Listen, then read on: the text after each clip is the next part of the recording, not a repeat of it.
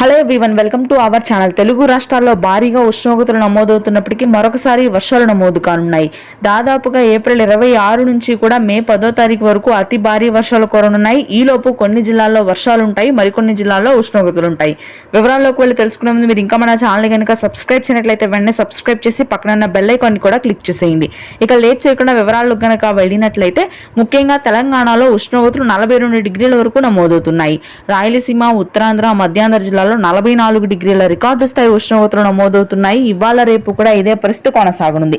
అయితే తెలంగాణలో మాత్రం రానున్నటువంటి 2 రోజుల పాటు వర్షాలు కూడా నమోదు కానున్నాయి. రాత్రి సమయంలో ప్రాంతాల వారీగా చూసుకున్నట్లయితే సిద్దిపేట, జనగామ, యాదాద్రి, మహబూబాద్, వరంగల్, హన్మకొండ, కరీంనగర్, సిరిసిల్ల, మెదక్, కామారెడ్డి ప్రాంతాల్లో ఈ రోజు రాత్రికి వర్షపాతం నమోదవుతుందని వాతావరణ కేంద్రం వెల్లడించింది.